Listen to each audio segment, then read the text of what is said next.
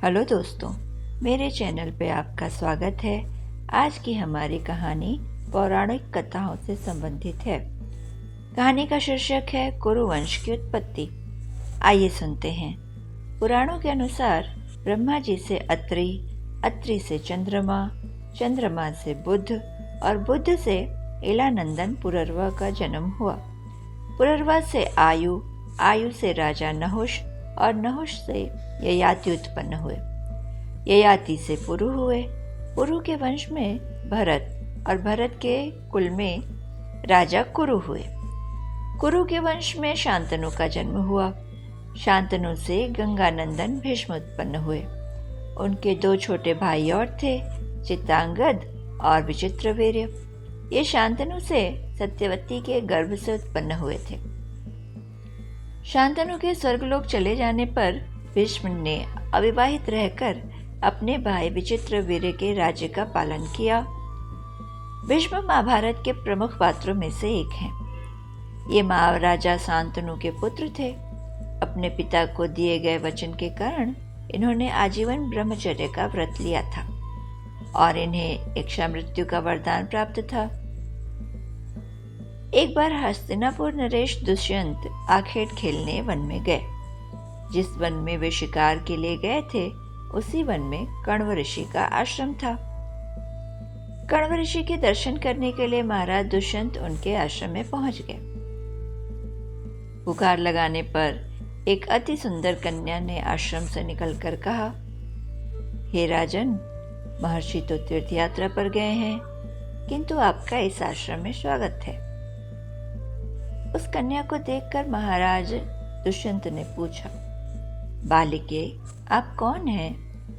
बालिका ने कहा, मेरा नाम शकुंतला है और मैं कर्ण ऋषि की पुत्री हूँ। उस कन्या की बात सुनकर महाराज दुष्यंत आश्चर्यचकित होकर बोले, महर्षि तो आजन्म ब्रह्मचारी हैं, फिर आप उनकी पुत्री कैसे हुई? उनके इस प्रश्न के उत्तर में शकुंतला ने कहा, वास्तव में मेरे माता पिता मेनका और विश्वामित्र हैं। मेरी माता ने मेरे जन्म होते ही मुझे वन में छोड़ दिया था, जहां पर शकुंत नामक पक्षी ने मेरी रक्षा की। इसीलिए मेरा नाम शकुंतला पड़ा।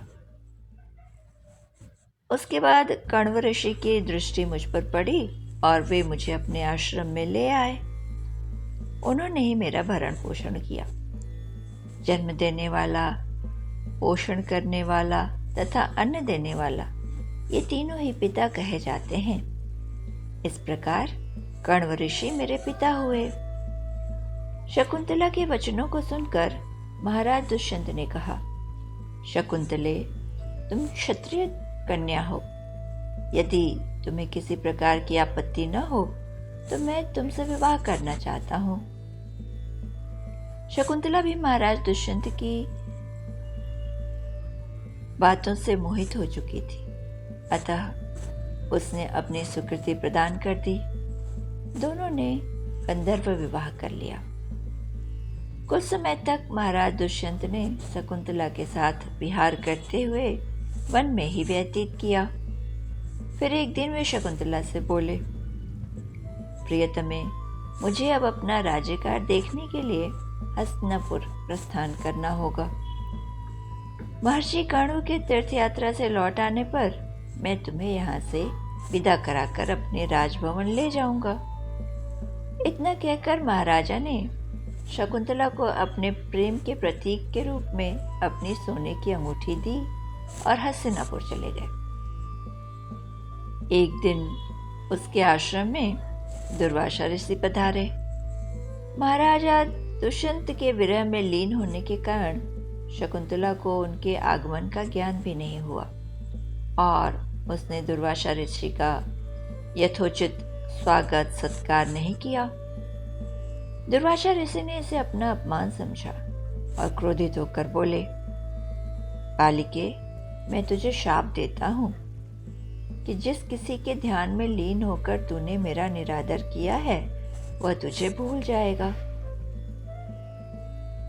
दुर्वासा ऋषि के शाप को सुनकर शकुंतला का ध्यान टूटा और वह उनके चरणों में गिरकर क्षमा प्रार्थना करने लगी। शकुंतला की क्षमा प्रार्थना से द्रवित होकर दुर्वासा ने कहा, अच्छा, यदि तेरे पास उसका कोई प्रेम चिन्ह होगा तो उस चिन्ह को देखकर उसे तेरी याद आ जाएगी। महाराज दुष्यंत से विवाह करके शकुंतला गर्भवती हो चुकी थी। कुछ समय बाद जब कण्व ऋषि तीर्थ यात्रा से लौटे तब शकुंतला ने उन्हें महाराज दुष्यंत के साथ अपने गंधर्व विवाह के बारे में बताया। इस पर महर्षि कण्व ने कहा, पुत्री, विवाहित कन्या पिता के घर में रहना उचित नहीं है। अब तुम्हारे पति का घर ही तुम्हारा घर है। इतना कहकर महर्षि ने शकुंतला को अपने शिष्यों के साथ हस्तिनापुर भेज दिया। मार्ग में एक सरोवर में आचमन करते समय महाराज दुष्यंत की दी हुई अंगूठी, जो शकुंतला को उन्होंने प्रेम के चिन्ह के स्वरूप दी थी, सरोवर में ही गिर गई और उस अंगूठी को एक मछली निगल गई।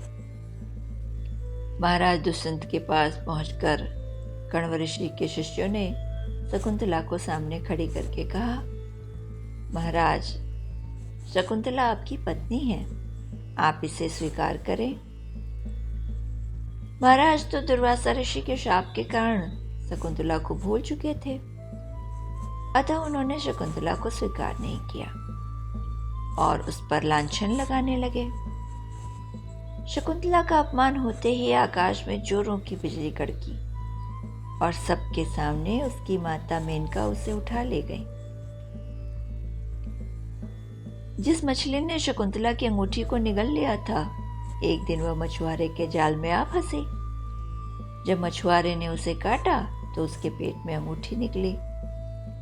मछुआरे ने उस अंगूठी को महाराज दुष्यंत के पास भेंट के रूप में भेज दिया। अंगूठी देखते ही महाराज को शकुंतला का स्मरण हो आया और वे अपने किए पर पछताने लगे। महाराज ने शकुंतला को बहुत ढूंढवाया, लेकिन उसका कहीं पता नहीं चला। कुछ दिनों के बाद देवराज इंद्र का निमंत्रण पाकर देवासुर संग्राम में उनकी सहायता करने के लिए महाराज दुष्यंत इंद्र की नगरी अमरावती गए। संग्राम में विजय प्राप्त करने के पश्चात जब वे आकाश मार्ग से हस्तिनापुर लौट रहे थे तो मार्ग में उन्हें कश्यप ऋषि का आश्रम दिखा। उनके दर्शनों के लिए वो वहां रुक गए। आश्रम में एक सुंदर बालक एक भयानक सिंह के साथ खेल रहा था। मेनका ने शकुंतला को कश्यप ऋषि के आश्रम के पास ही लाकर छोड़ा था, उनके पास ही रहने को कहा था और यह बालक शकुंतला का ही पुत्र था। उस बालक को देखकर महाराज के हृदय में प्रेम की भावना उमड़ी। वे उसे गोद में उठाने के लिए आगे बढ़े तो शकुंतला की सखी चिल्ला उठी, हे भद्र पुरुष, आप इस बालक को न छुएं, नहीं तो उसकी भुजा में बंधा काला डोरा सांप बनकर आपको डस लेगा। यह सुनकर भी दुष्यंत खुद को रोक नहीं सके और बालक को गोद में उठा लिया। अब सखी ने आश्चर्य से देखा कि बालक की भुजा में बंधा काला गंडा पृथ्वी पर गिर गया है। सखी को ज्ञात था कि बालक को जब भी उसका पिता अपनी गोद में लेगा वह काला डोरा पृथ्वी पर गिर जाएगा। सखी ने प्रसन्न होकर सभी वृत्तांत शकुंतला को सुनाया। शकुंतला महाराज दुष्यंत के पास आई।